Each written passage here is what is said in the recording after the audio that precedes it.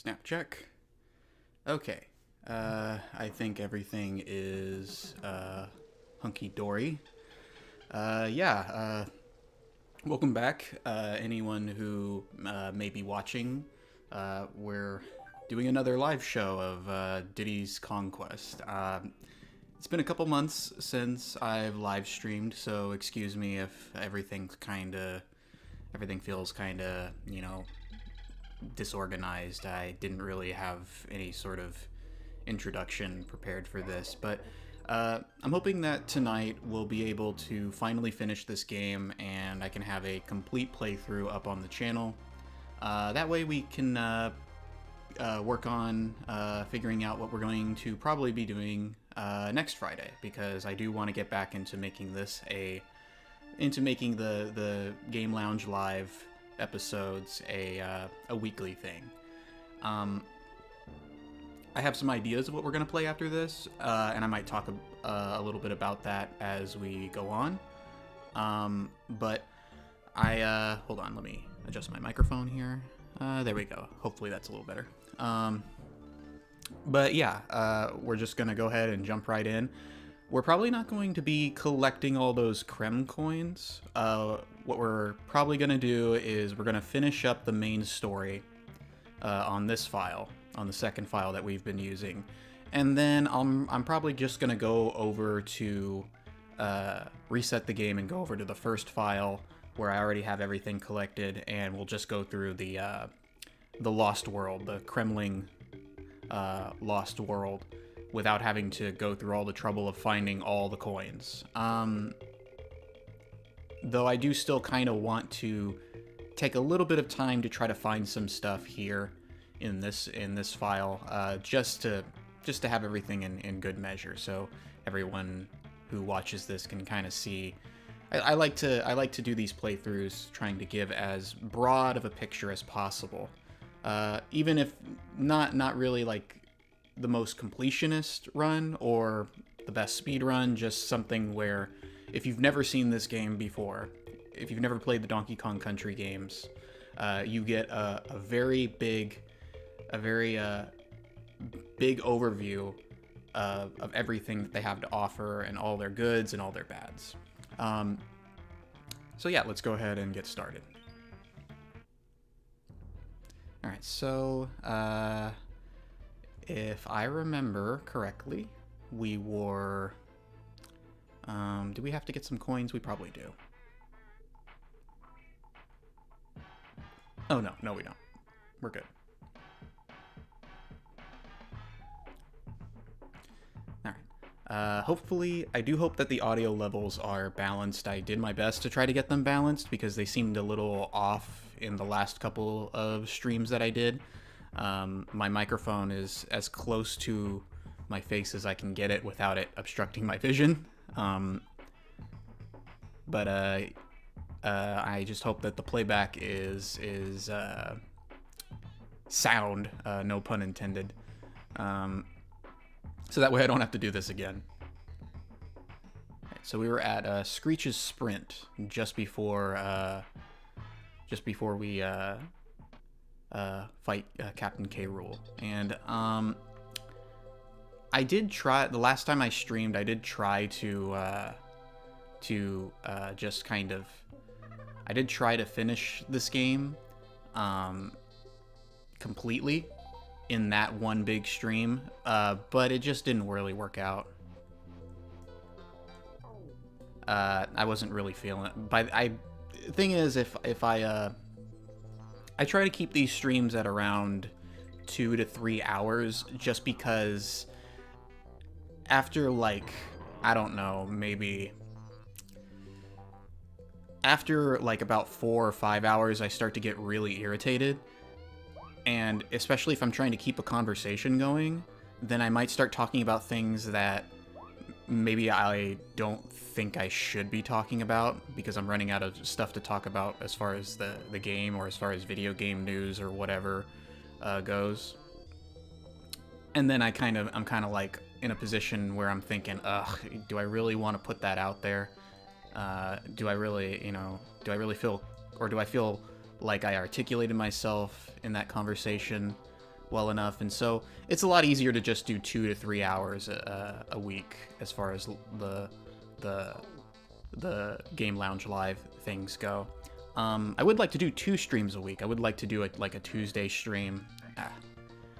I would like to do a Tuesday stream and a Friday stream, but on top of the streams that I already do, Monday, Wednesdays, and, well, the Monday streams are kind of on hiatus right now, but at least the Wednesday and Saturday streams that I do in the PsychWard Discord server, there's a link in the description if you aren't a part of it already, but, you know, it's like that would be like a stream of some kind every day of the week, and I don't know if I'm ready to be able to do that. Especially because there's a lot of other sort of content for my channels and everything that I'm already doing. I need to have that extra time to just practice my artwork or my animations and all that stuff.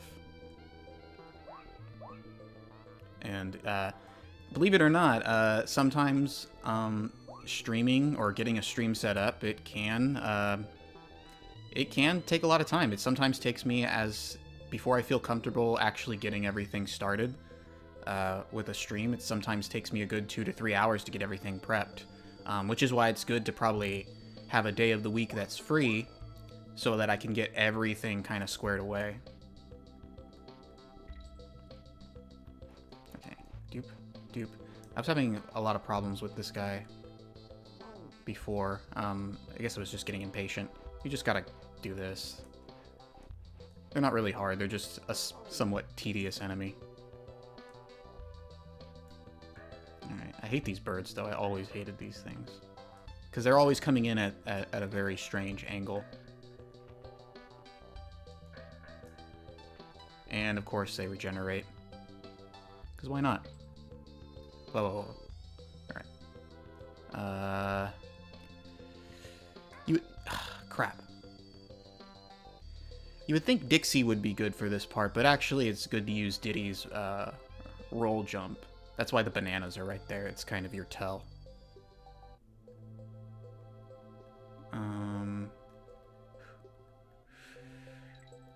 There we go. Very precise. Cool. There we go.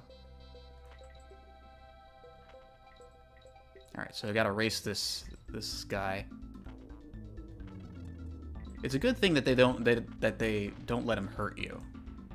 That's like a rare thing in this game where it's a pretty lenient. It's a nice privilege or whatever. The point is this game can get really tough, and there's a lot of very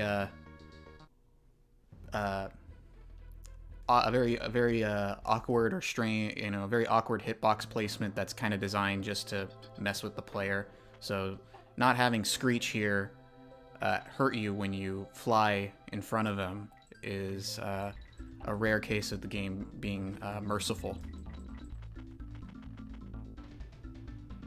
Alright, so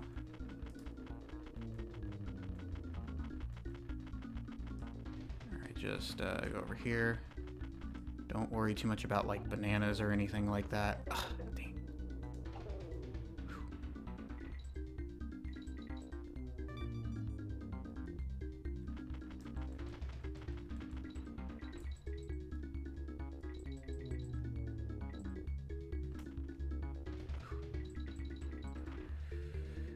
Oh crap.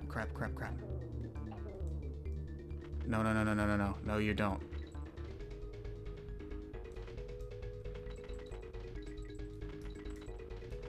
So close to just getting a huge head start on him.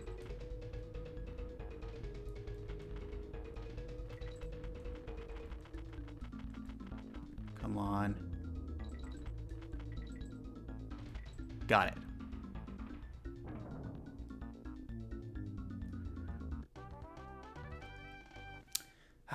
I don't know why I was having so much trouble last time.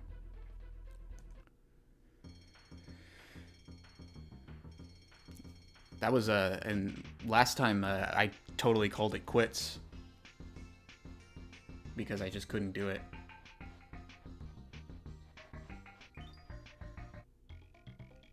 All right, go ahead and save. All right, what we're gonna do is we're gonna leave, and we're going to head back to the first world and stock up on some banana coins and some extra lives, because we're trying our best to avoid using a save state. Though I can't promise I won't use save states on the Lost World levels, because a couple of them are just stupid.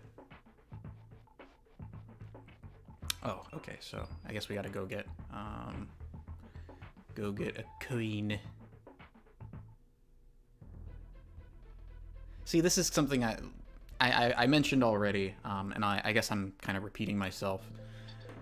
This whole thing in DKC2, where there's a lot of paying for things like saving and transport, is just kind of irritating. And I imagine if this was a more modern game, they probably would have somehow worked in some microtransaction stuff into it. It's almost like an antecedent, I guess might be the right word, precedent or antecedent, of using like in-game currency to gatekeep your progress, which eventually paved the way for microtransaction stuff. You know, and so it's another one of those things where when people praise this particular entry of the Donkey Kong Country series, I'm kind of like, you might be giving it a little too much credit. There's a lot of not a lot, but there's a few things that are kind of stupid, and that you wouldn't want to see them in you know, repeated in most other games. Which is, in fact, the third game didn't repeat some of that stuff. It kind of tried to, I feel like by the third game, they sort of realized, yeah, maybe some of that coin stuff was a bad idea.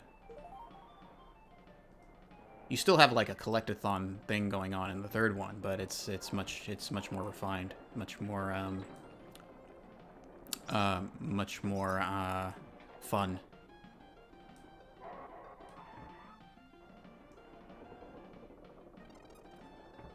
Okay, get over here. Bam.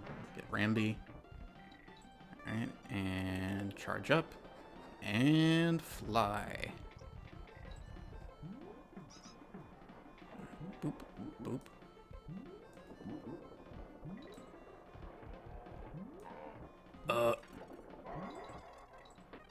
Okay, boop. Yeah, I probably should have just charged. Come on, come on. There you go. Give me that. Nope, wait. Bam. So we'll go through that one more time, and I guess I'll go through another level just for diversity's sake.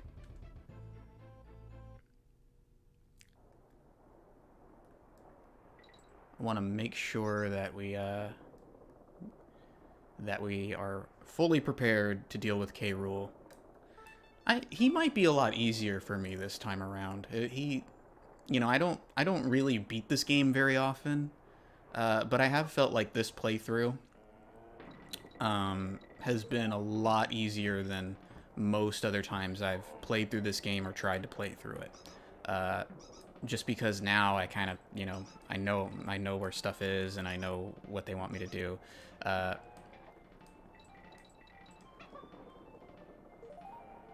So some things which people kind of might get more frustrated by if they're if you were watching, or you might see more people get frustrated by if you were watching like a blind playthrough. You probably haven't seen as much of that in this particular run. So maybe in some cases when I call something out, in this game, you're kind of like, well, what do you mean? I don't see it. It's probably because I'm not struggling as much with it.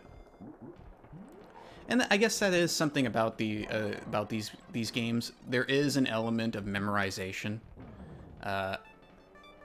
There is kind of an element to the game where really it's not so much about response time, you know, hand-eye coordination, or just being observant. There is a trial and error element, and you find that in a lot of these older games, and I guess especially in the Donkey Kong Country series, at least in the second game, because the guys at Rare were trying to replicate more of the sort of NES hard era level, you know, style of design. Because the Japanese actually wanted the game to be pretty easy. I remember that the Japanese version of Donkey Kong Country 1, people say Donkey Kong Country 1 is very easy, but really the Japanese version actually has an easy mode. So it's the same. You have the same game, which people already say is a little too easy compared to its successors. And then in the Japanese version, you have a mode in the game that's easier than that, because that was what Nintendo of Japan wanted. They wanted the game to be very accessible. And so that's partly why Rare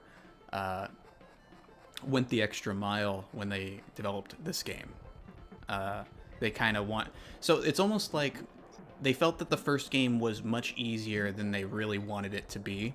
So they tried to compensate for that with this one.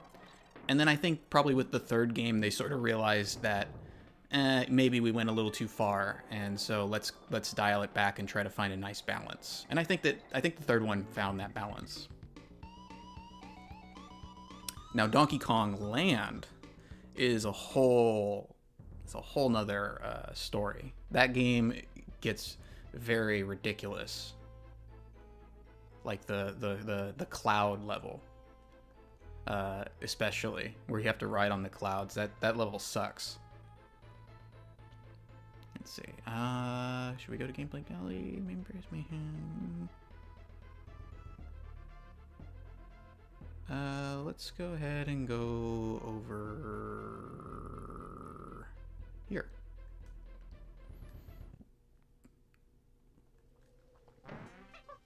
Okay. Boop. Boop. Boop. Bow. The snake is probably like the best thing that this game added from after the first one. The snake is just so much fun to control. And unfortunately, there's a lot of players who probably miss that you can do the super jump early, you know, at this point. Boop.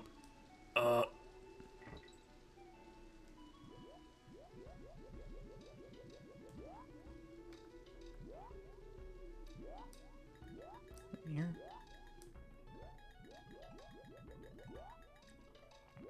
I think that's also another element of this game that's far superior. Is the animals having more abilities, like Rambi's charge, the snake super jump, and the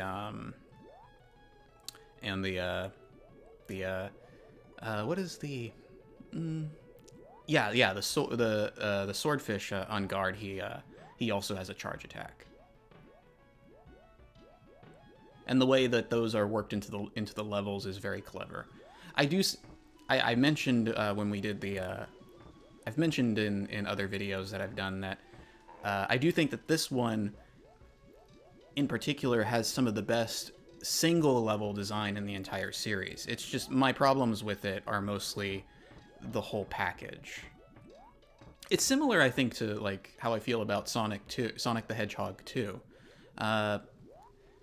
a lot of people say that Sonic the Hedgehog 2 is the best of the series, or the best of the original trilogy, and at least that it's much better than the first game. And I'm kind of, it's a similar situation with these games, where I feel like the second game definitely improves a lot on the formula and on the mechanics, but it feels like the third game gets everything, like, it feels more like the second game in some ways is experimenting and doesn't always, like, as a full package, doesn't always get everything right the first time. So then the third game comes along and dramatically improves on it. Okay, where am I going? Kind of. So, like, Sonic the Hedgehog 2, some of the problems I have with that game is just Tails is useless and gets in the way a lot of the time. It has the spin dash, but sometimes it can feel like certain areas are sort of on rails. And there's a bit of a mishmash of concepts when it comes to the levels. It doesn't, it doesn't feel like there's a consistent theme or anything. It just feels like just levels kind of smashed together, levels and assets kind of smashed together. Whereas with the third game, you have kind of almost a narrative going on, and it has most of the same mechanics, but it has like new attacks and everything, and it's just larger and yeah, I mean, I think that's a common thing where I feel like it's a common thing with certain video game series where the second game becomes sort of praised as the best in the series by some, for good reasons, but for pretty good reasons, but at the same time, you could argue that the third game in the series usually kind of finds the better equilibrium between what makes the first game good and what makes the second game good, and kind of is able to remove a lot of the faults of both.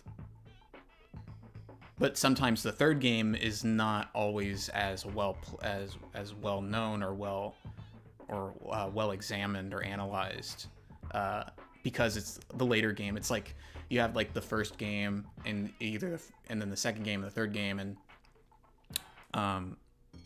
sometimes the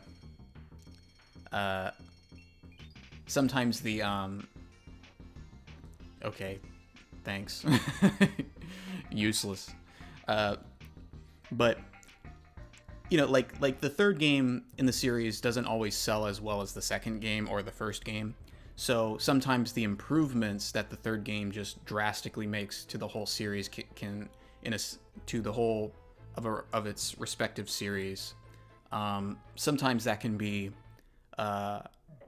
overlooked. Oh, here we are. Wah!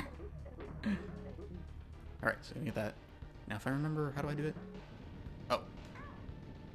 Crap, I kind of forgot. There we go. That's what you gotta do. Oop. Oop. Okay. I'm not gonna do too well here just because I don't think I really remember his attack patterns.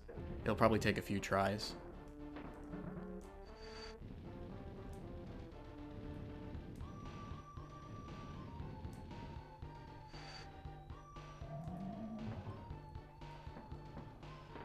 Oh. Ah, I was pretty close though.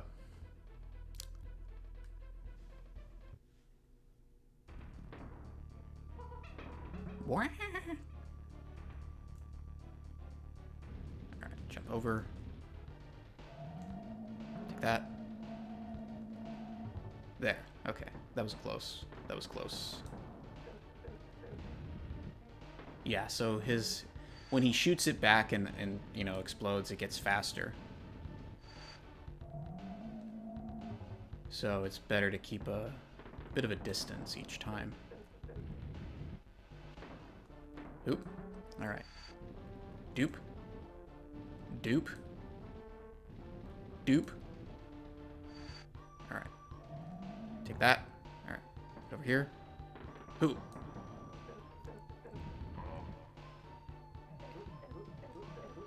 And now he's gonna come back.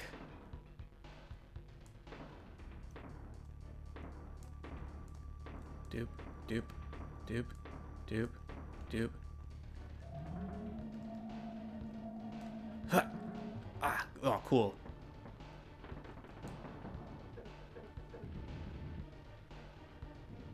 Alright, leap over him. Okay, these are the bouncy ones.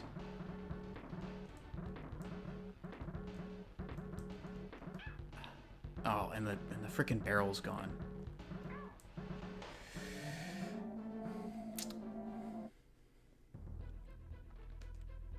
Alright.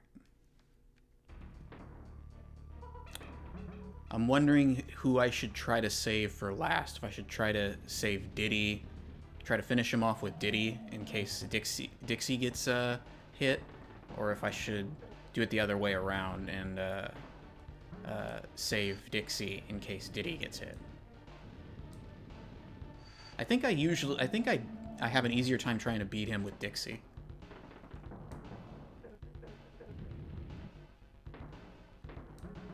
Ugh.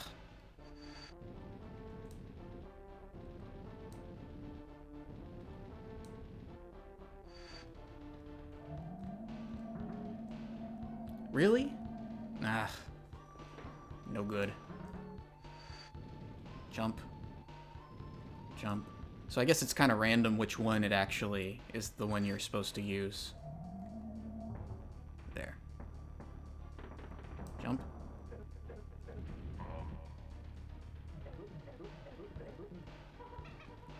Get over here.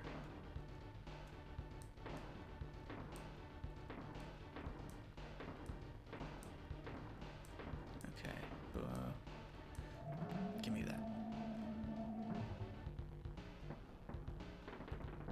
Alright. Move. Alright, so he's going to do that. Alright, and some of them are going to go higher.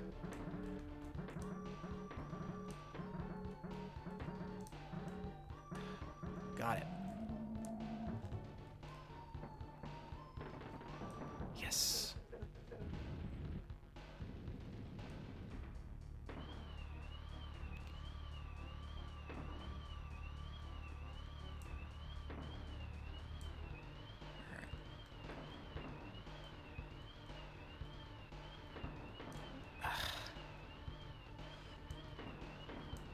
You.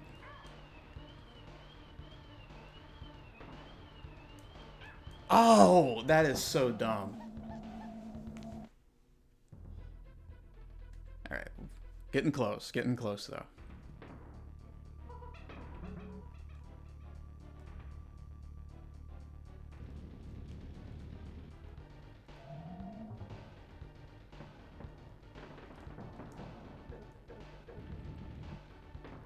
Alright, jump over. Jump. Jump. Retracts. Throw it. And kaboom! Alright, okay, so just stay in the center. And jump. At the right moment. Boom, got it.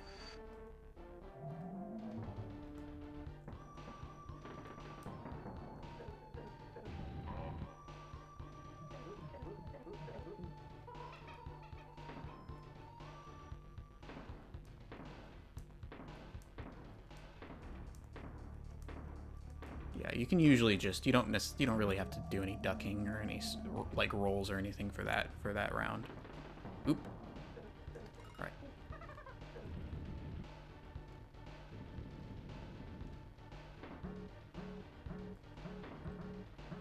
And so that one is going to be higher than the rest. Ah, crap. Okay, give me that.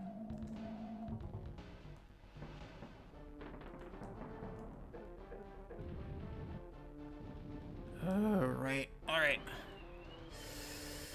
Okay, so... Ugh.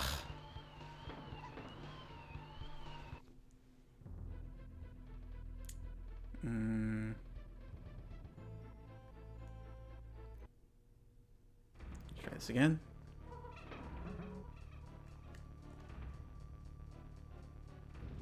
Jump.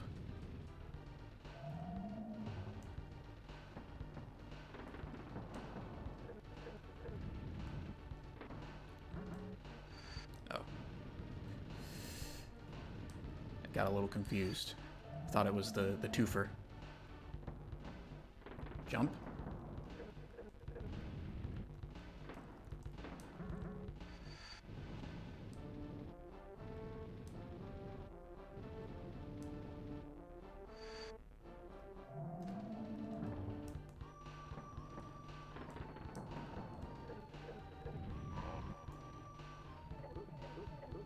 Alright, now he's getting back up. I'm gonna stay right here just in case I get hit, so that way I hit the barrel immediately.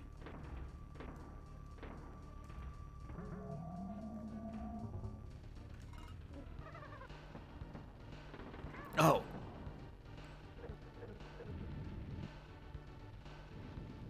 That didn't work out. I'm not gonna make it.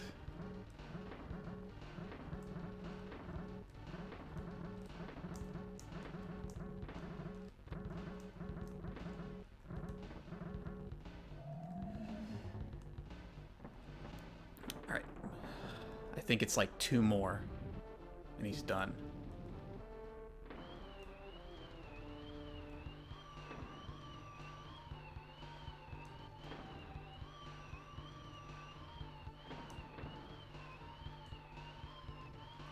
Oh! Damn. I need a drink of water. Excuse me for a moment.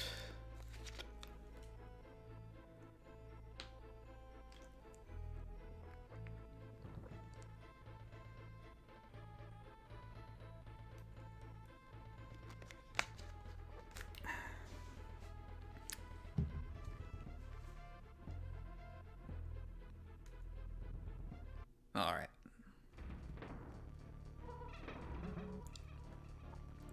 So we'll stick with our main strategy, just keeping Dixie for the first round, switching over to Diddy in the second round.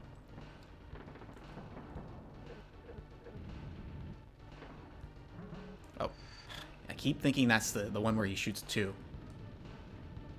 and I know that's gonna mess me up one of these days.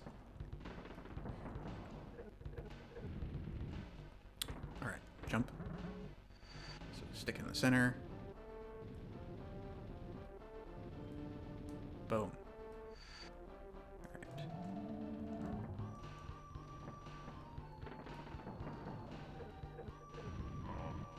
Alright.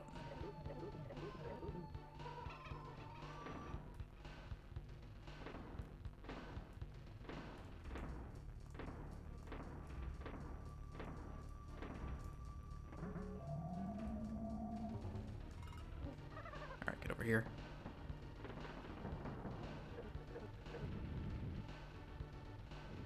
So,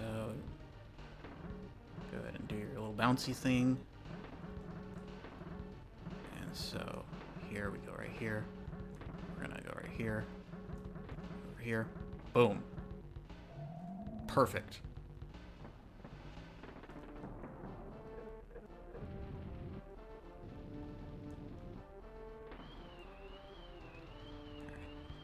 Whoa! Really wasn't my fault.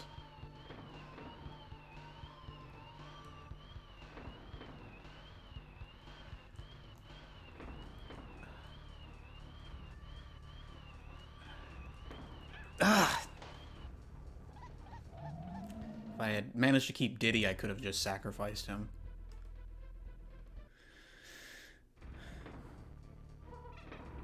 Alright, that...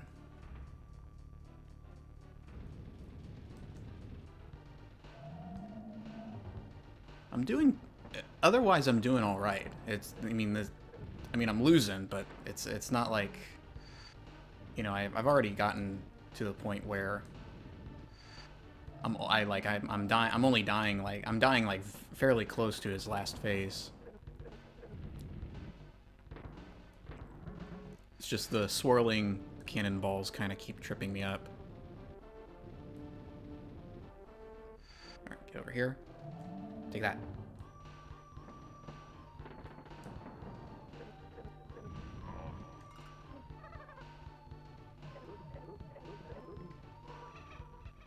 All right, so now I'm gonna do that, that, doop, hoop, hoop, and bam, got it. Go away. All right, so now it's the swirlies. No, it's the bouncers. So just remember that, like, at this point, just do that.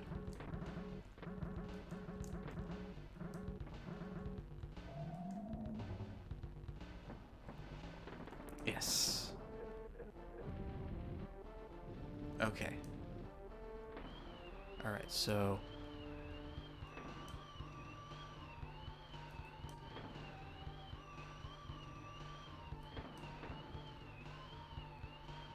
concentrate for a moment.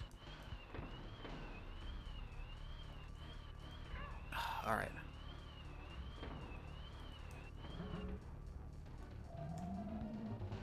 Piss off, brah.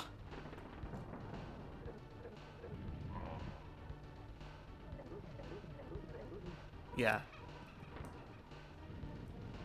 Okay, so he has 3. Oh.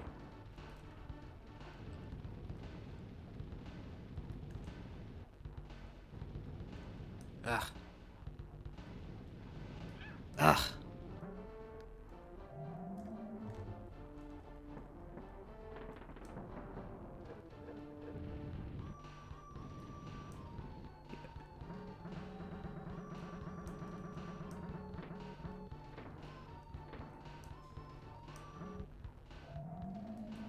Oh, I think that's his last one.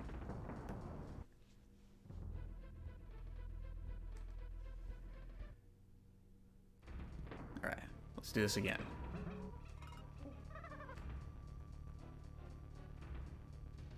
All right, go over here, do a little rocket boost.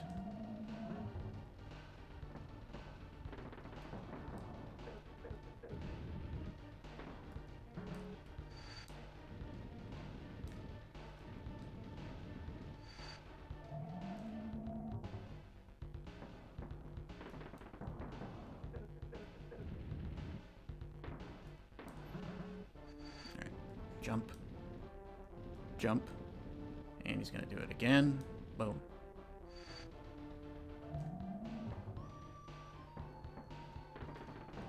The vacuum stops momentarily when you throw it, when you throw the cannonball. So you can take advantage of that.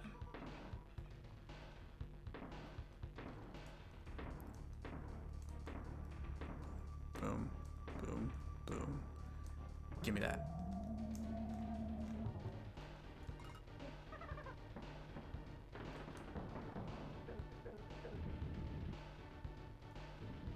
Up.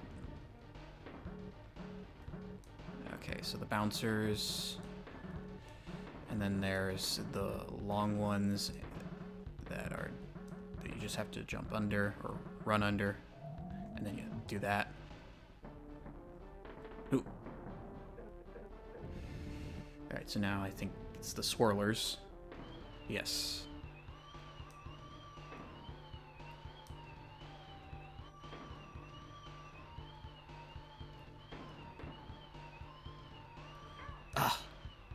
I'm not gonna make it.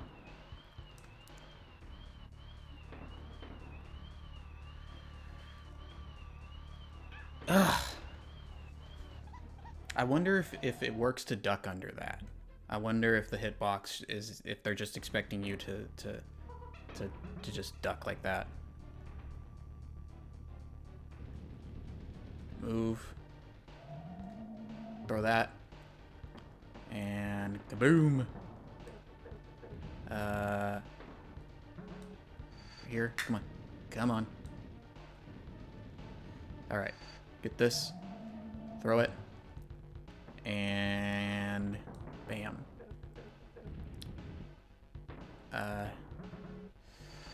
Come on.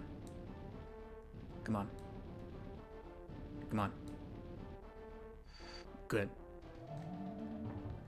It does seem like with Dixie that there's a momentary, like, pause that you don't get when you throw it with Diddy.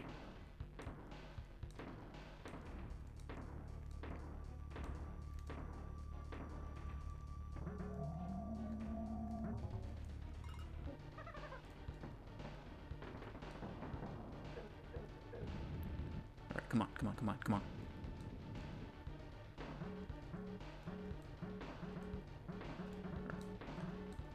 So now it's the big one. Jump over that. That. Boom. Gotcha.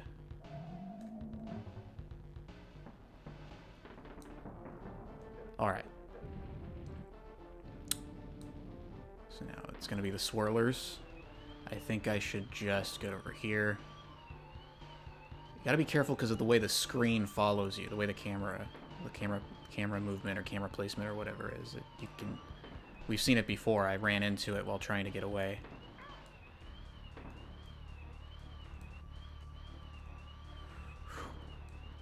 Okay, get over here.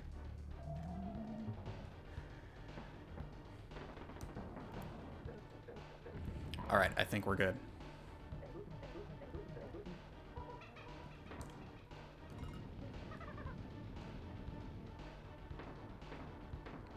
Alright, we got the spookities. The spookity spooks. Oh! Okay, so now he's gonna go full invisible. Bam! Yeah!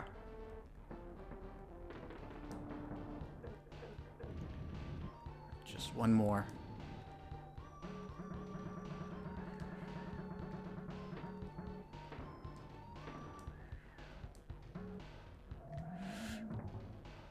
I think this is it. Is it? Damn it!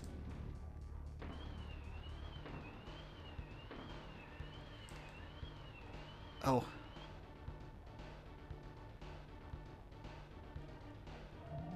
No!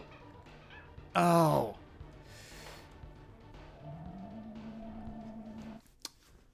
Alright. I think that's the last phase.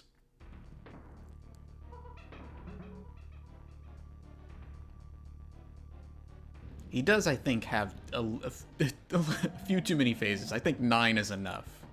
Especially since you fight him again in the Lost World.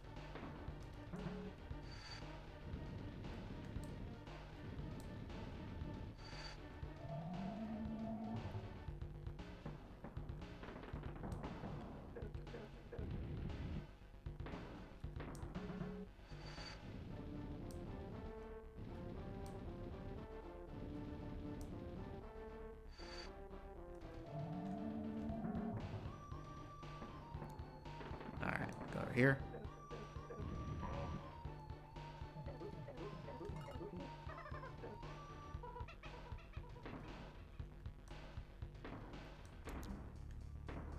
Okay, so doop, boop. Ha. Get over here. Take that.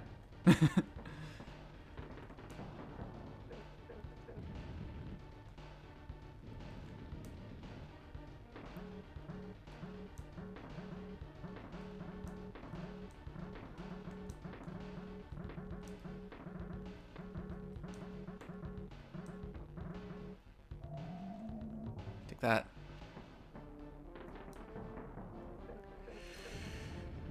Oh boy. Alright. Alright, these things. No. You can duck under them, it's just you gotta get the timing right. And I'm just not confident in my sense of timing for these things. Oh no.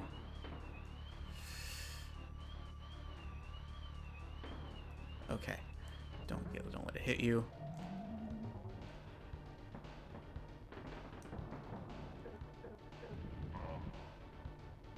Alright, give me the barrel. Give me the barrel. Come on. Okay. Switch to Diddy.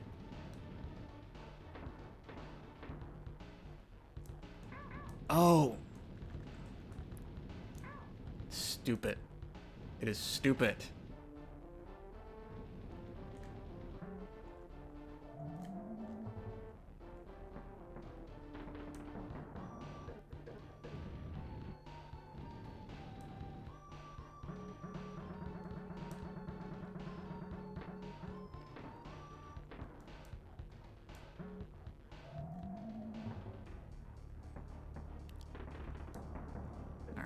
Can we do it?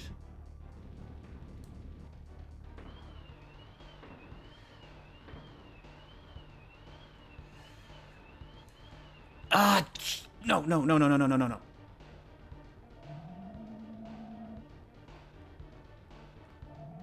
Ah. I don't think it wears off. I think that's just, you're just screwed. I gotta try to keep Diddy at least until the purple ones. That way I have a fighting chance.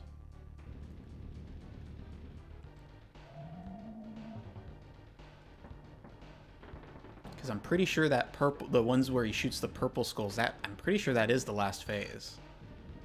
I know I've said that several times already, but I'm pretty confident of that.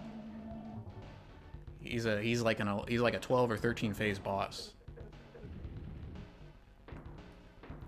Alright, stay in the center. Boom. Boom. Boom. Alright, cool. This closest one. Perfect.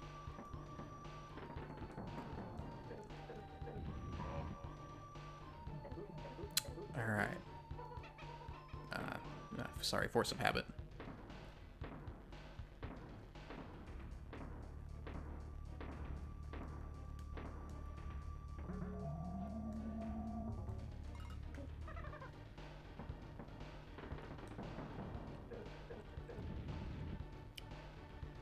Yeah, I think it's better. I think it is better for me to save Dixie, because she's just Dixie's just better. Ugh. Now it's impossible. I'm not gonna make it.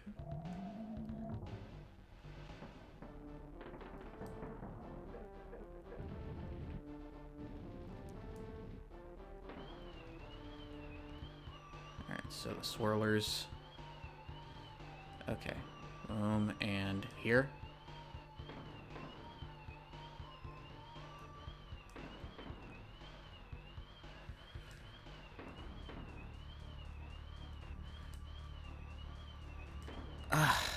What? Hold on. I want to figure this out. I want to figure out the timing here.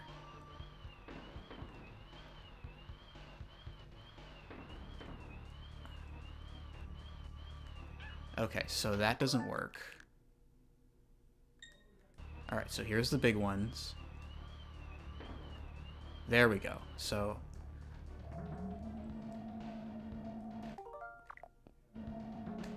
let's go ahead and practice that for a second. Okay, so get over here. So once it goes over here, then you do that. Alright, I think I got it.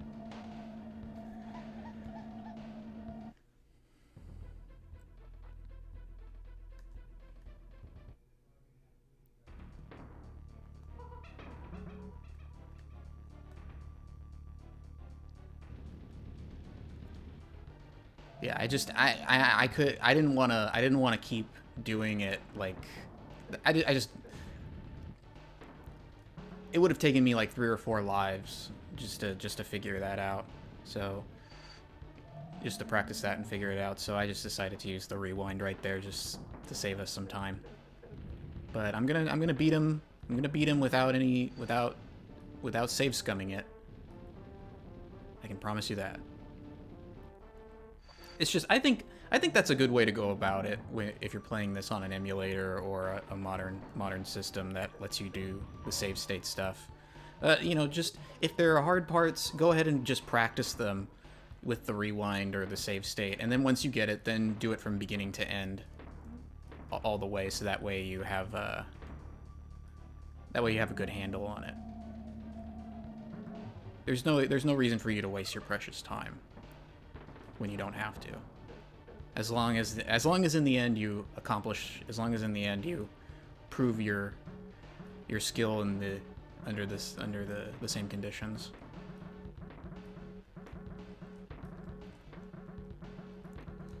Okay, go over here. Bam, got it.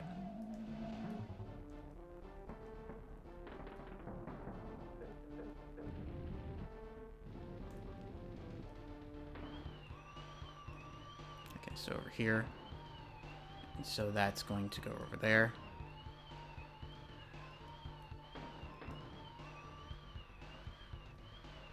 Alright, and then now that one is going to go over here. Shit. Oh, excuse me. I mean, crap. Come on. Go!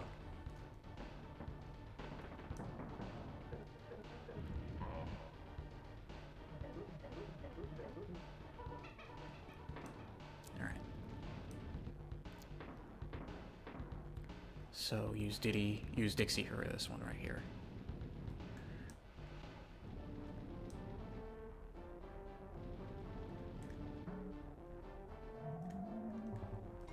Go. Teamwork. 1. All right. Yes.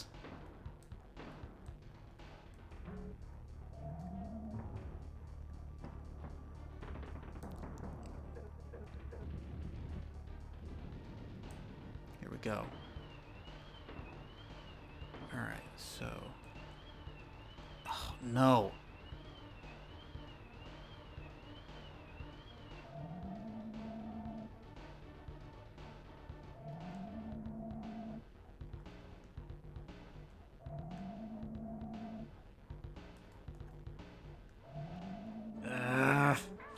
Damn it. Oh, I freaked out. I shouldn't.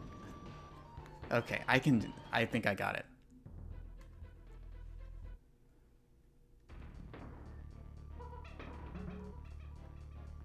I thought it kind of glitched on me, and so I just sort of, assumed that, oh, okay, the cannonball's there. He's not gonna do it again. It's just a glitch of some kind. And I guess that was what it was expecting me to do.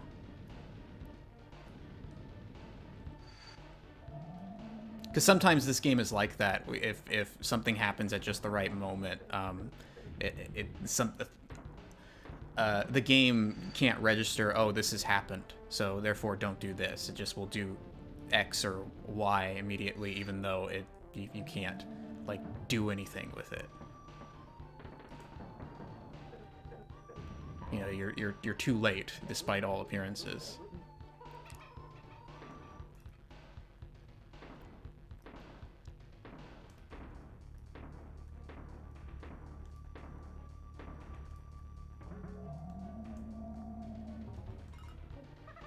Get back there.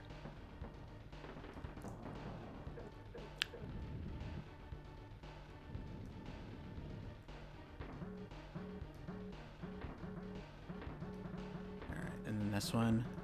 Okay, here's the big one. Jump over that, go over here, move it, run, get the cannonball, throw it over here.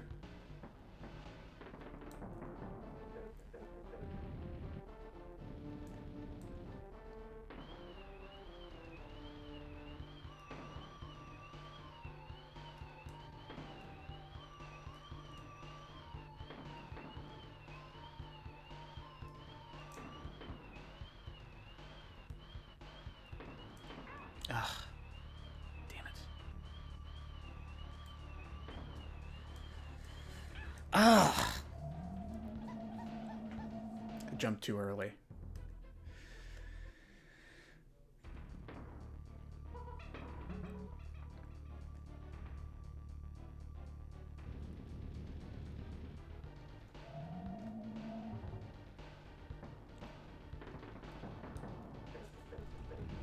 Alright, here, jump. That. Boom. And off it goes. Right. Leap. Leap. Leap. That. Throw it.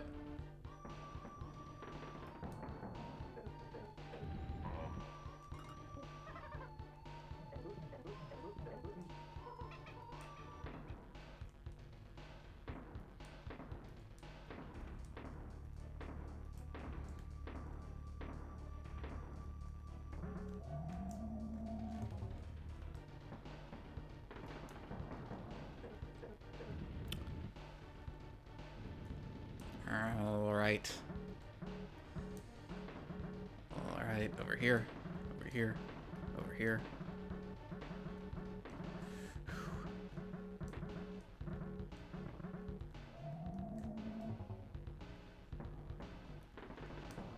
So now it's the swirlies.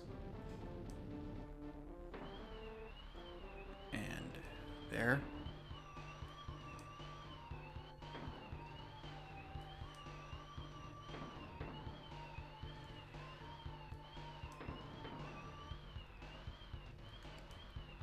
Okay.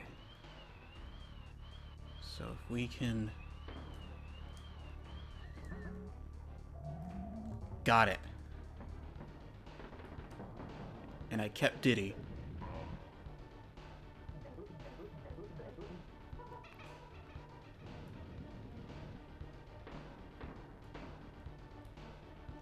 Ah, no.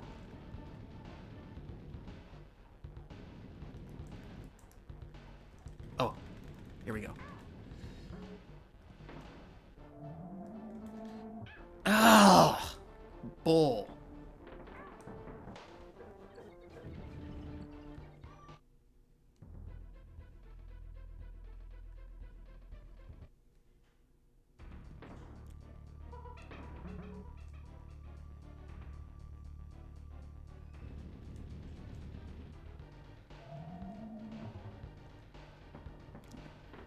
Now. All right, come on. Come on, come on, come on, come on. Come on. Nope. All right, get that. Throw it. And jump. We're doing okay. We're doing okay. Just repeat the same strategy and we'll be fine. No need for variation.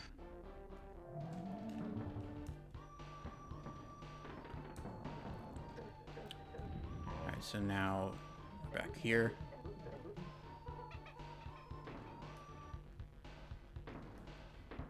Oop, oop, oop, oop, oop, oop, oop.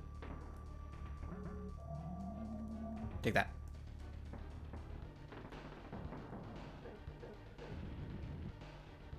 Alright, so next is the bouncers. Just remember, it gets higher right about now. There we are. So just run over those, or run under them, sorry, and get that. Here.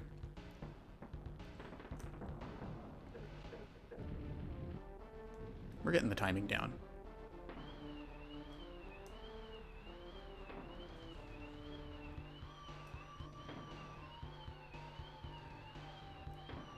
Come on. And... oh, crap. I don't think I'm gonna make it.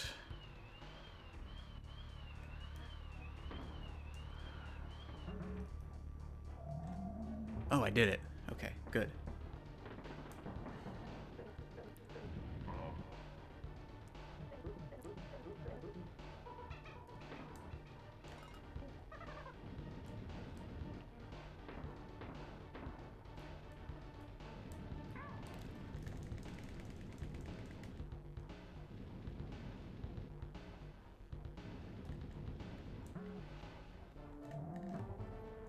Ooh, close one.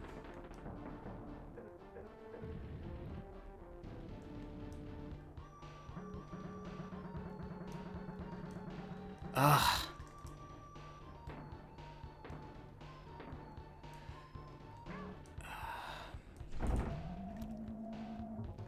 phases are dumb.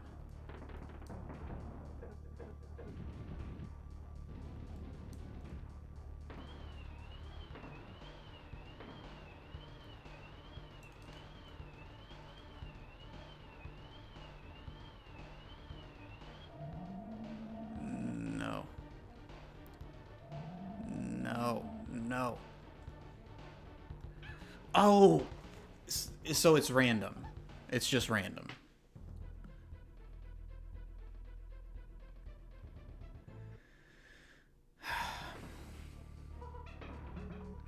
Hold on.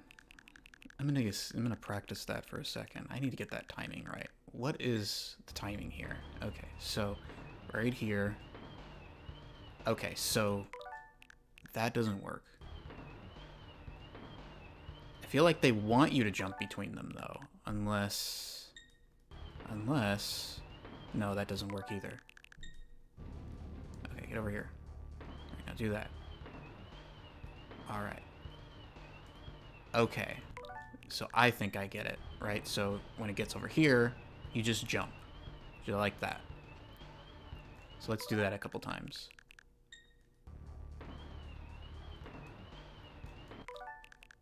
So the best thing to do is to stay put, and then, well, no. Best thing to do is to get back right around here, jump up, and then as soon as you do that, okay.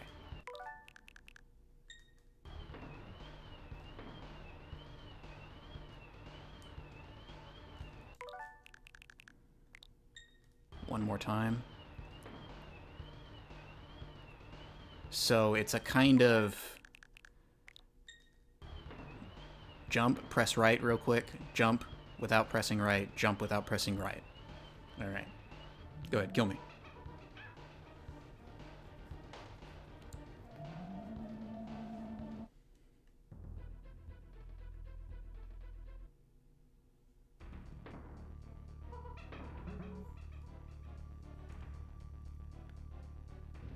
All right, go over here. And you're gonna do that.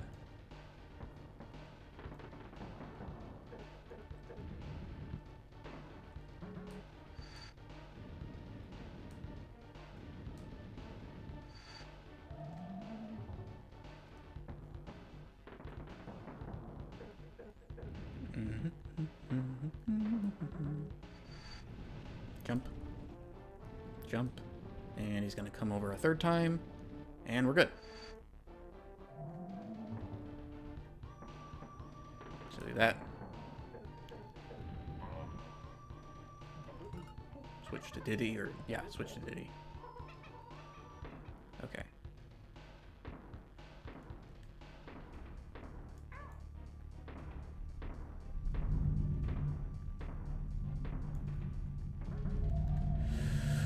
Ooh, there we go.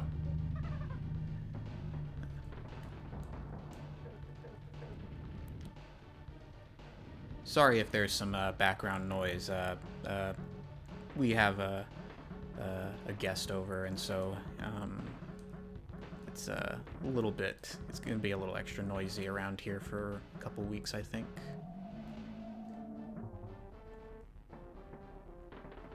Hopefully, it's not too much. I've already told them that I kind of need quiet at certain times. At least as much as reasonable.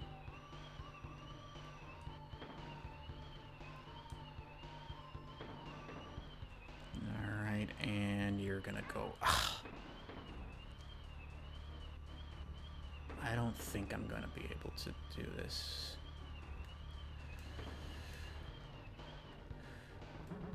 Okay. Boom. I did it. Just give me the barrel. Give me the barrel. Come on. Come on. I don't care about DK. Alright. So you're gonna leap over here. And you're gonna...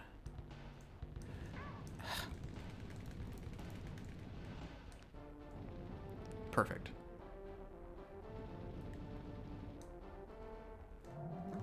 I think they shrink the hitbox when he goes invisible to try to be a little more fair. I don't think his hitbox is the same.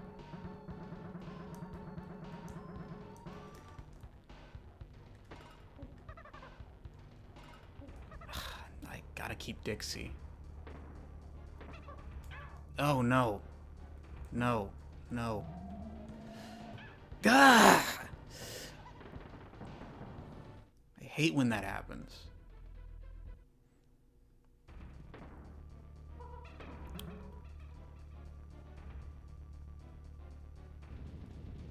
I think we've been on him for about half an hour now.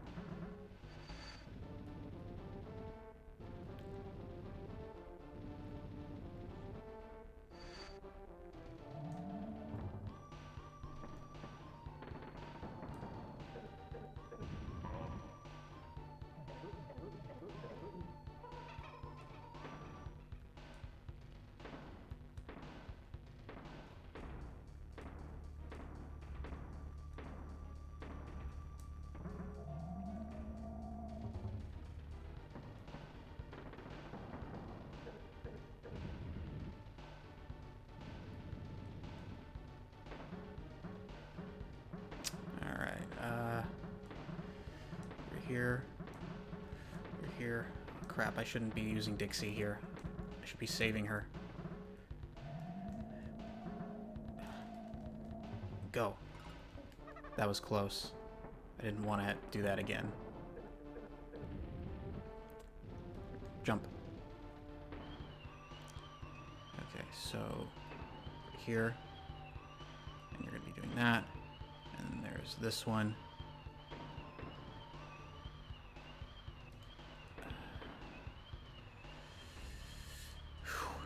Alright, so just go ahead and go to the edge. Boom. Got it.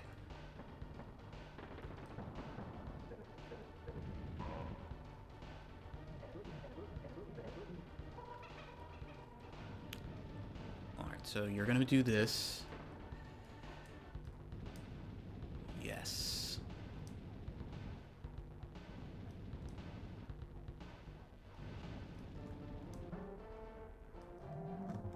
Go away.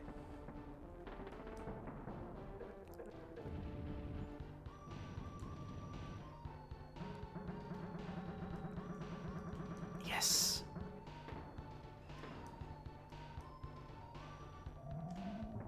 There. All right, so now can we do it? Can we do the purples? All right, so go over here. Jump right.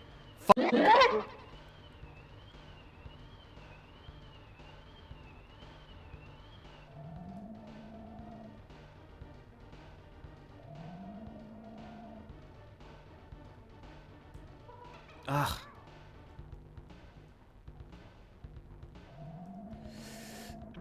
No.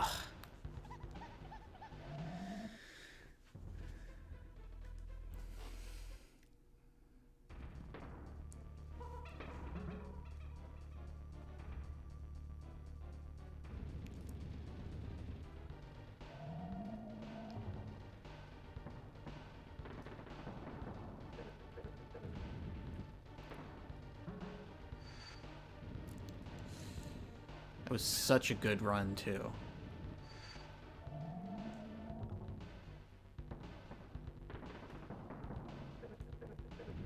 It's just, it's... The thing is just that with Donkey Kong Country, with all these compressed 3D models, you can't have, like, you can't have 8-bit NES-style hitboxes all the time. You know, you can't have... It just it doesn't work as well as you think. Yeah, it makes the game harder, but it doesn't necessarily make the game harder in a way that is you know, what most people would consider fair. But I mean, it's just, you know, for the most part, this boss isn't that hard. He's not that hard. It's just those couple phases where they expect you to pull off that kind of stunt. It's just it's a lot to demand from the player. And I just don't think I think, like I said, this boss should have just been 9 phases. He's hard enough on your first try.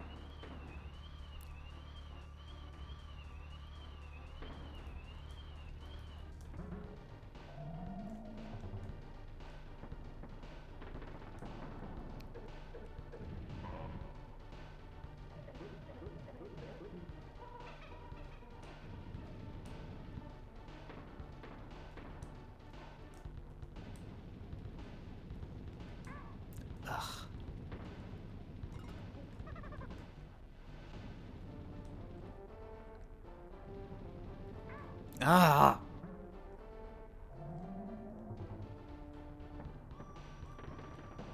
Ah, I'm not gonna make it.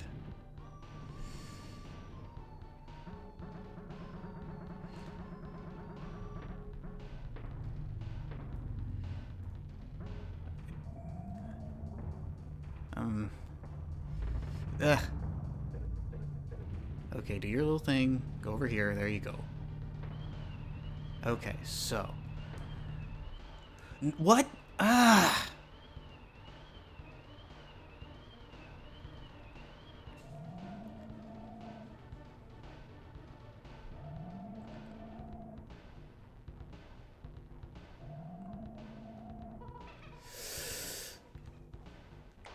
Nothing was different. Nothing was different there.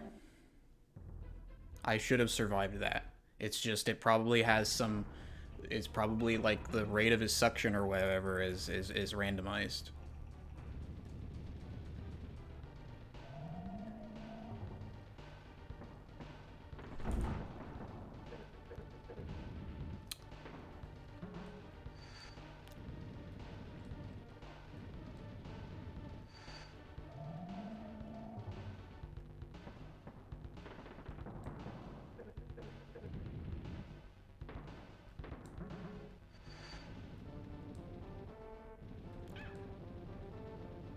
But yeah, like the first 9 phases of him are pretty reasonable. It's just that skull stuff is stupid.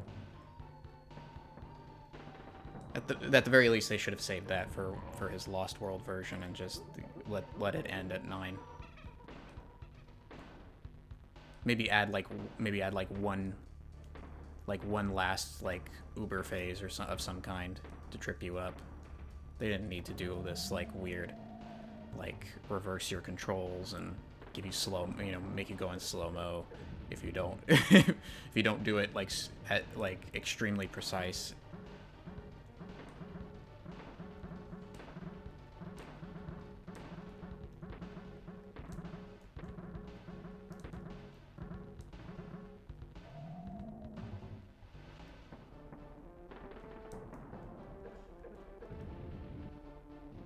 All right, over here.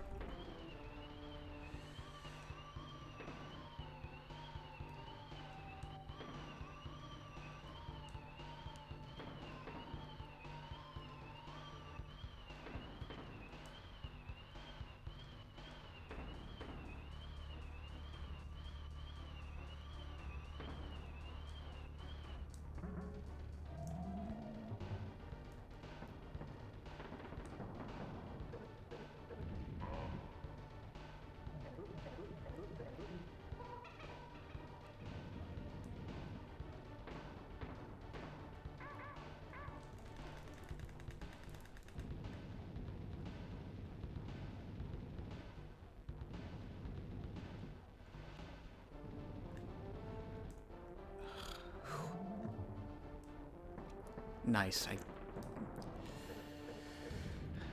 So let's switch to Dixie here, because she seems to be able to get over these much better. There we go.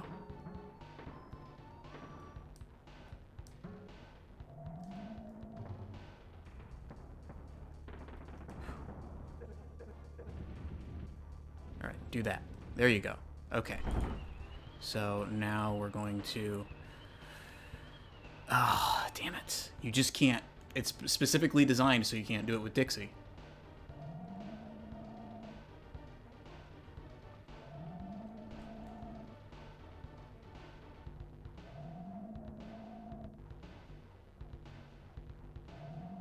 So does he have to hit you?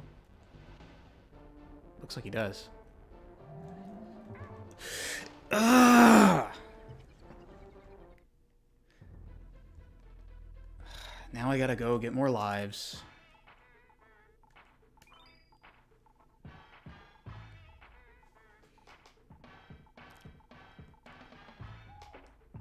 That's the thing. With this game, there's a lot of good stuff about how it's designed, but it's always like it's not hard enough, so let's add this here, even though it's just like, you know, even though either makes something feel more tedious or it just you know, it just requires like too much from the player at that moment. You know, it's just I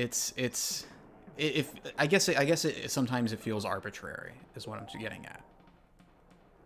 It feels like they design things and it's like they go through it and they test it and everything and it's like, it's not hard enough, so let's add this, but we're not going to test that as much. And, you know, as long as it seems like the player is going to die like X amount of times before they actually are able to pull it off, then we're good. It's just it's a very arbitrary thing at times, and you don't get that in the other ones.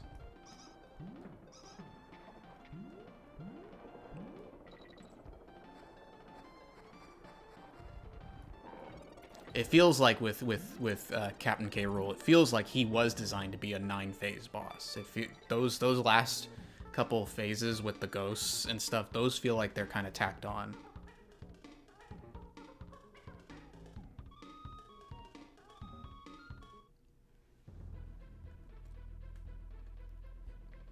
That's just my hunch.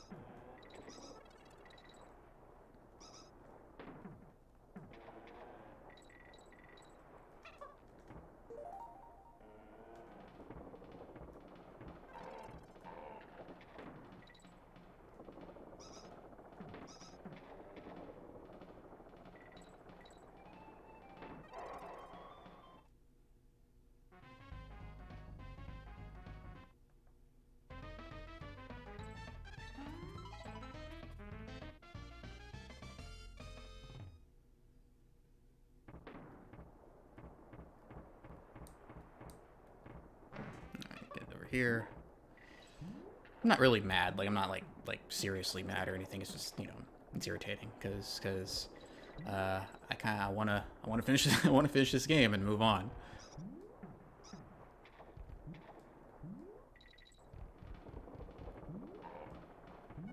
I don't want this stream to end up being 2 hours of me trying to beat the captain's last 2 phases.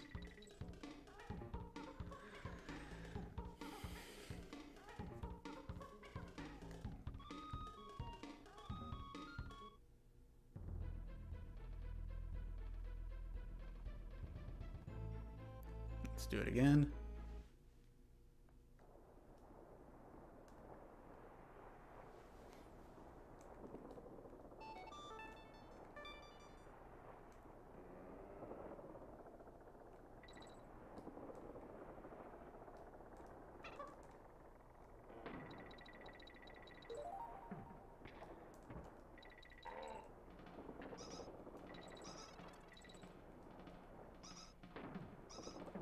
So, while I'm doing this, I'm not sure what to talk about as far as what's going on in the gaming world.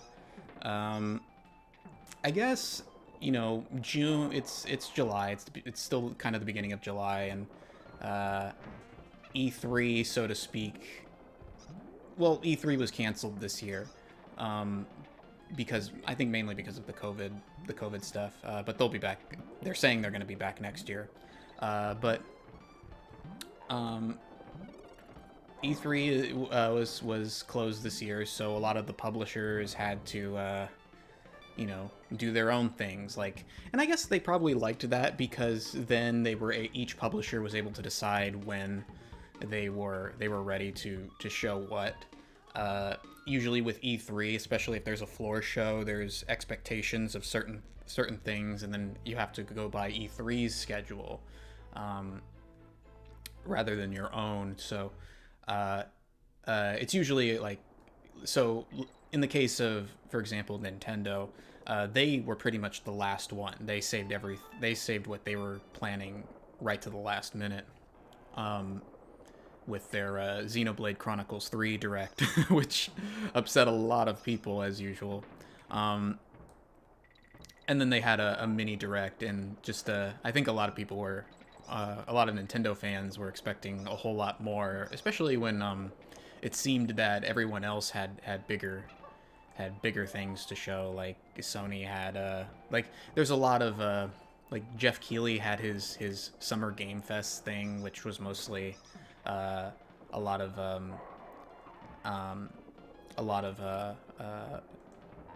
it seemed to me like there were a lot of survival horror games that got showcased. The Resident Evil 4 remake was shown off finally, and to be honest, I'm starting to get a little tired of those remakes. It seems to me that they're just all kind of using the same, gonna be using like the same template within that they've worked out with the RE engine. And I guess it makes sense to try to homogenize the whole series for a whole new generation. But it just, I sort of predicted it. When I played the Resident Evil 2 remake, at first I didn't really like it too much. And I still think that the original Resident Evil 2 is superior. But I learned to enjoy to appreciate the Resident Evil 2 remake a lot better after a while. And I do think it's a very good remake. It's not a bad game. It's not a bad game, and it's not. I will scratch that. I think it's a good game, but I don't think it's a very great remake. Because it really isn't a remake. It's more of a reimagining. It's on the same level. I put it on the same level as if the Resident Evil 2 remake is a quote-unquote remake, then Darkside Chronicles it qualifies as a remake. Because it pretty much retells the same stories of Resident Evil 0 and Resident Evil 2. I think of the Resident Evil 2 remake as more of a reimagining. But I sort of predicted that, you know what, if they're going to remake Resident Evil 3 with this same engine and the same template, it's going to get old fast. Especially, and I think that's, or they're going to start cutting corners because it's going to be like a more of a cut and paste kind of job. And that's, I had high hopes for the Resident Evil 3 remake. I thought that maybe they, you know, a part of me did think that maybe they'll improve. Maybe they'll see some of the things that I don't like in the Resident Evil 2 remake and kind of fix them up. But it seems to me that a lot of people were disappointed with the Resident Evil 3 remake because it really was just glorified DLC. Which is why now, when they keep trying, Capcom keeps trying to push Resident Evil 2 and Resident Evil 3, the new ones, as a single package, the Raccoon City pack, because they realize, oh, you know, this really isn't enough of a full-fledged game on its own, and it doesn't really do much of anything new or different. It's just us kind of cut and pasting stuff in the same engine and the same, you know, reusing a lot of the same assets, etc. And I guess some people would argue, well, maybe the original Resident Evil 3 was, you know, you could say the same for the original Resident Evil 3, which really is more of a spin-off than it is a proper sequel. I think that honor probably goes to Code Veronica. But I guess the point is that with the Resident Evil 4 remake, it seems obvious what they're kind of doing. They're sort of taking this template they've created in the RE engine that started with 2, and they're kind of trying to homogenize the series, the original series, with this template. But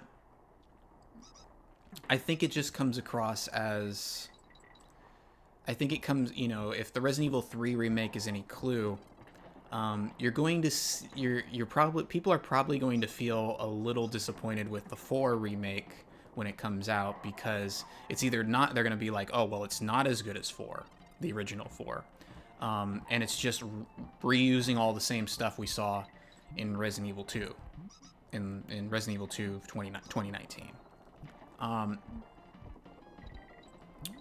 And so, this, you know, and, you know, it's going to feel like they're pumping these out because, the recognizable name, the fact that it's a new remake, you know, and people kind of have that attitude of, oh, well, it's the new thing, I have to get it, and I have to like it. I feel like, the 4 remake is going to be a real dividing, it's going to be pretty divisive, I think, when it comes out, because you could make the one argument I saw often for, against the criticisms that people like myself sometimes had, towards the 2 remake, the rebuttal I often saw was that, oh, well, the old games, they're dated, they use dated tank controls, they're clunky, even Shinji Mikami is kind of embarrassed by how they control it, yada yada yada. You know, these are definitely a vast improvement for, you know, a new generation, etc. But, you know, and then also the it's like, you know, the same thing was, oh, Resident Evil 4 basically fixed everything. You know, that's why everything follows the Resident Evil 4 template from 4 onward. Because they realized that this was a dated, the old system was dated. You know, those were the kinds of arguments I heard, and still hear, to this day.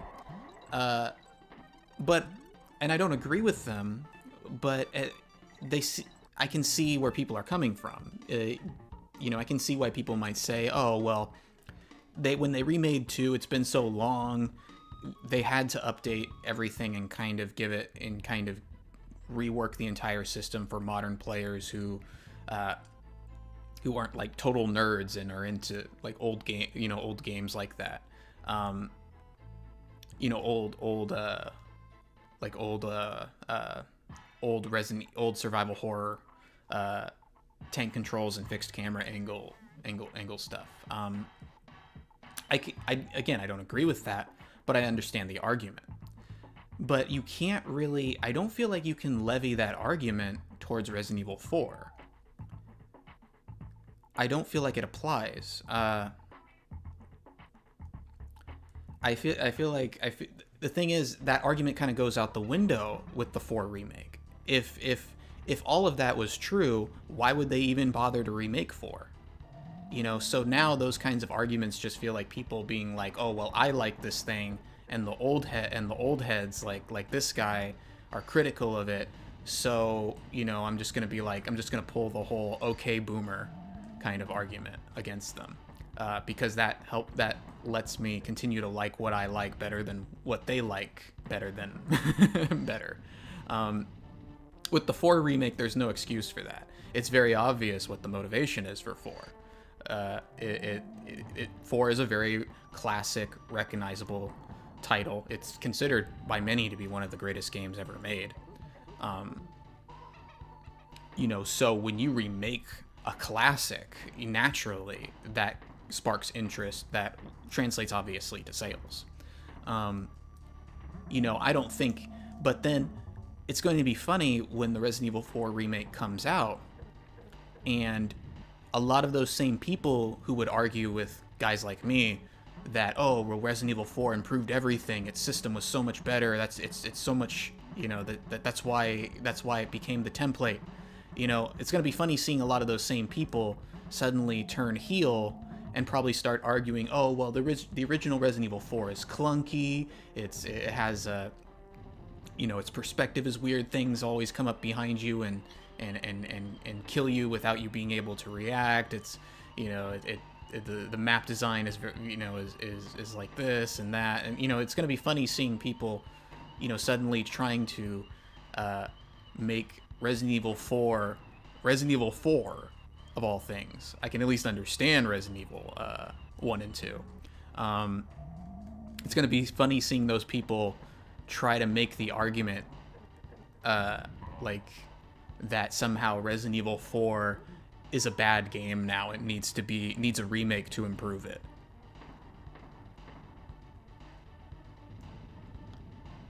I'm sure the Resident Evil 4 remake is going to be just fine, like, as a game. I don't think it's going to be, like, bad. It's just, you know, I don't think it's going to be as good as 4 any more than I think the Resident Evil 2 remake is as good as the original. And I probably wouldn't be as critical about it, or as, like, kind of, you know, irate about it if the originals were more easily accessible. Like, I think, honestly, if you're going to remake these games, just include the original as, like, a bonus feature. You know... Okay. Hold on. I'll hold that thought.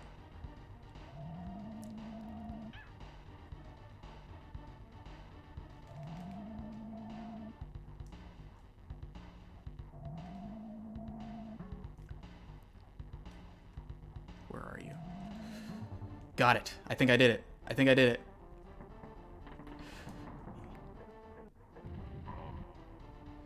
Thank you, Resident Evil. You kept my mind on track.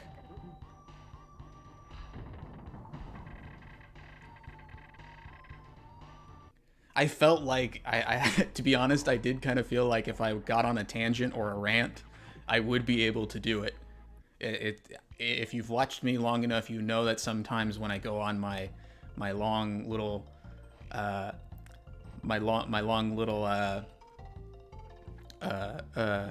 spiels, that sometimes I actually do my best, provided I already kind of know the game.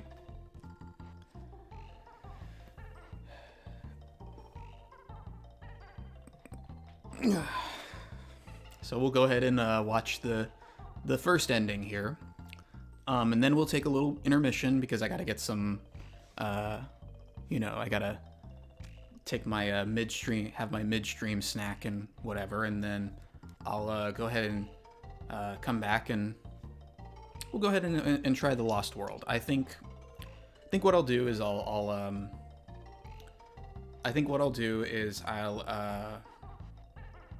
I'll collect a few coins that I didn't collect and stuff, just and then I'll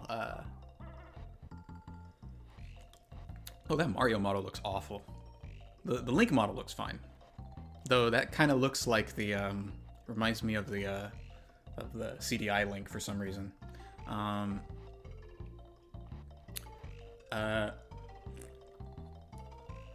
Oh, and in the corner right here, you see the Earthworm Jim's gun, and Sonic's shoes next to the trash can.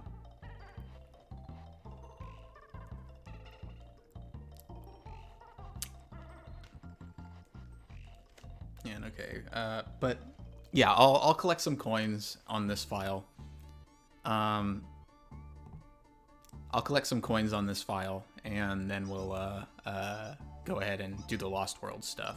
But we're not gonna do the whole, because if I want to collect all of the coins, I know there's ones that I can't remember, and I'll have to look up like a guide or look at the BKC Atlas and everything, and I don't want to have to do that. I wasn't prepared for that. So we'll just go and try to find some coins that were a bit tough to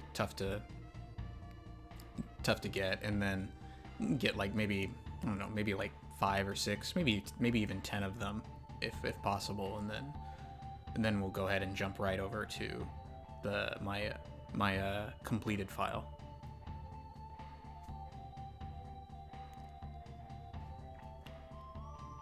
This track is probably probably my favorite in this whole game. I think I did talk about it last stream that I don't feel the music in this game is as good as the first game. There's not there's not as many like things that I would put on just for casual listening. There's a few tracks, but not as many as 1 or 3. I really like the Crystal Cave and the mountain level theme from the third game.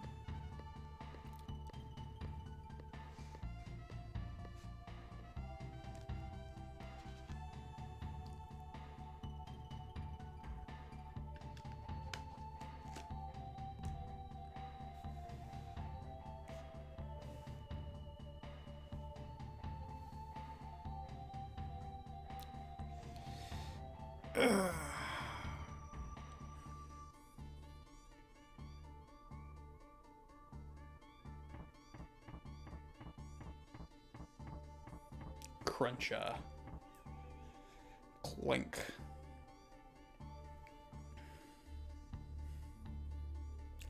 I wonder what was the first game to do this this enemy type like casting call.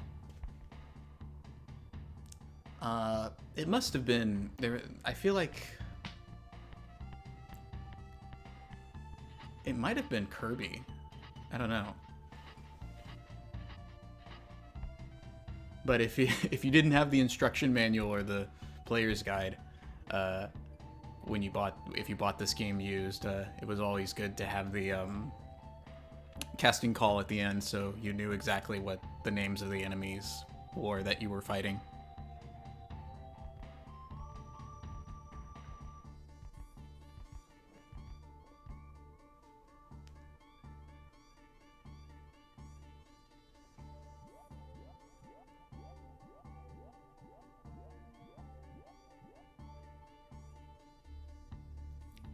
Squitter. I think that's a... I feel like there's I feel like the Squitter is a play on another word.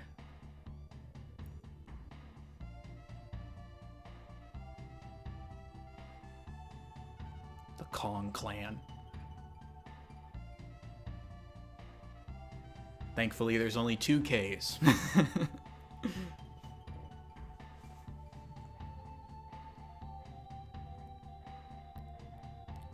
Poor Wrinkly. She gets turned into a specter.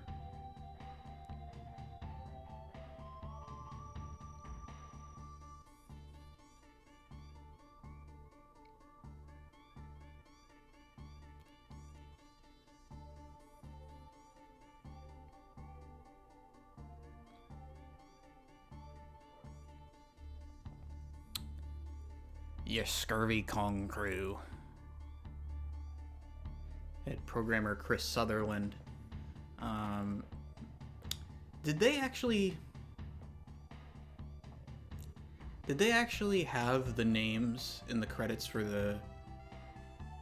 I don't think that they used their actual names in the credits for the first game. I think they're... I could be wrong though. I'd have to look back at the VOD that we have on the channel. I feel like they did it like this too, where it was the first names were kind of blotted out.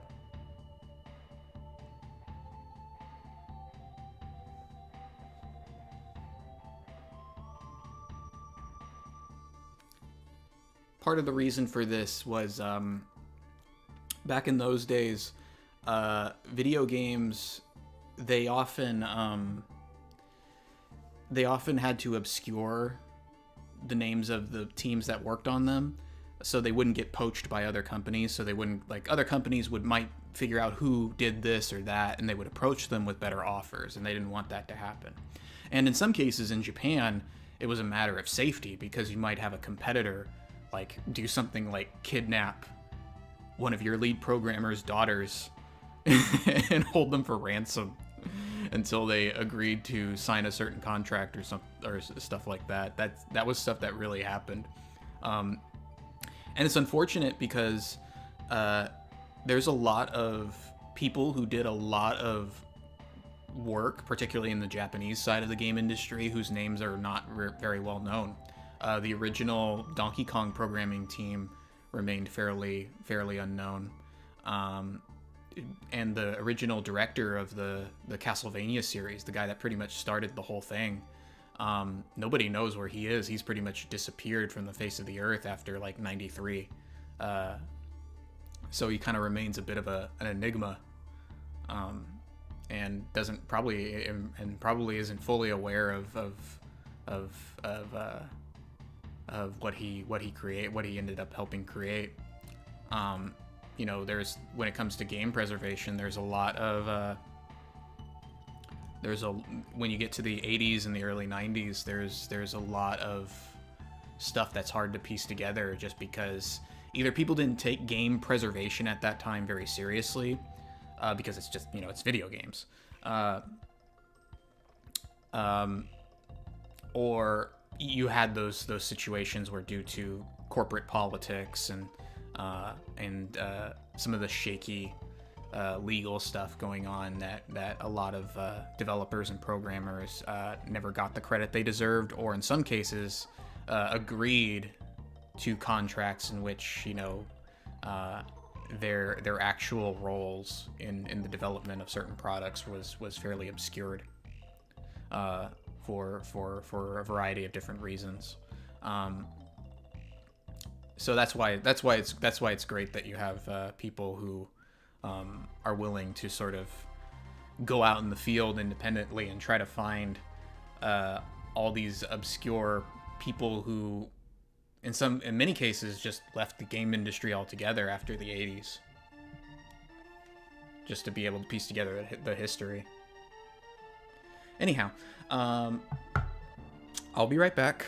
We're gonna go to the intermission screen, and then we'll go ahead and we'll return.